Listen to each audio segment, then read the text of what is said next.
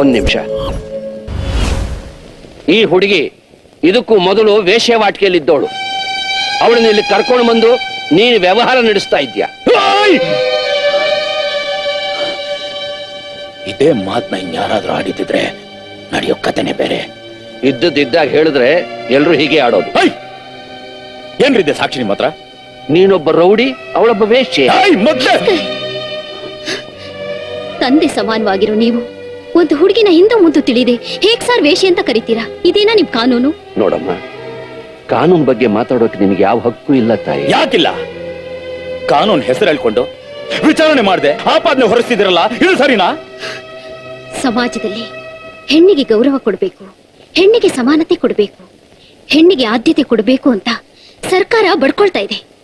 ಆದ್ರೆ ನೀವೇನ್ ಕೊಟ್ರಿ? ಸೂಳೆಯನ್ನು ಪಟ್ಟ ಕೊಟ್ರಿ. ಬಾಳಿ ಬದುಕಬೇಕಾಗಿದ್ದು ಒಂದು ಹೆಣ್ಣಿನ ಬಾಳನ್ನೇ ಹಾಳು ಮಾಡ್ಬಿಟ್ರಿ. ನನಗೇನಾಯ್ತು ಅಂತ ಯಾರಾದ್ರೂ ವಿಚಾರಿಸಿದ್ರ? ಕೆಲ್ಸ ಕೊಡಿಸ್ತೀನಿ ಅಂತ ಕರ್ಕೊಂಡು ಹೋದ ದಲ್ಲಾಳಿ ನನ್ನನ್ನ ವ್ಯವಹಾರದ ಮನೆಗೆ ಮಾರ್ಬಿಟ್ಟ.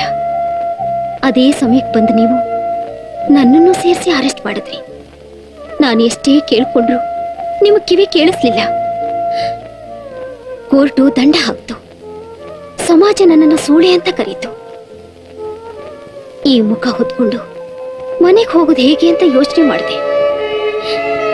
ಸ್ಮಗ್ಲಿಂಗ್ ದೊರೆ ನನ್ನನ್ನ ಕಿಡ್ನಾಪ್ ಮಾಡಿ ದುಬೈಗೆ ಪಾರ್ಸಲ್ ಮಾಡ್ದ. ನನ್ನ ಬಾಳು ಮುಗಿದು ಹೋಯ್ತು ಅನ್ನೋ ಸಮಯದಲ್ಲಿ ದೇವರ ಹಾಗೆ ಬಂದು ನನ್ನನ್ನ ಕಾಪಾಡಿದ್ರು. ನನ್ನನ್ನ ನನ್ನ ಮನೆಗೆ ಕರ್ಕೊಂಡು ಹೋದ್ರು.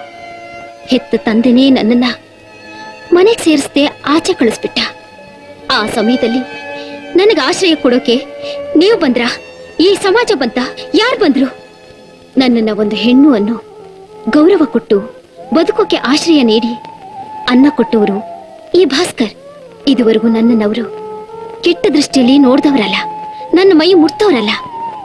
ಇಂಥವ್ರ ಮೇಲೆ ಆಪಾದನೆ ಹೊರಿಸಿ ಅರೆಸ್ಟ್ ಮಾಡಕ್ ಬಂದಿದ್ದೀರಾ.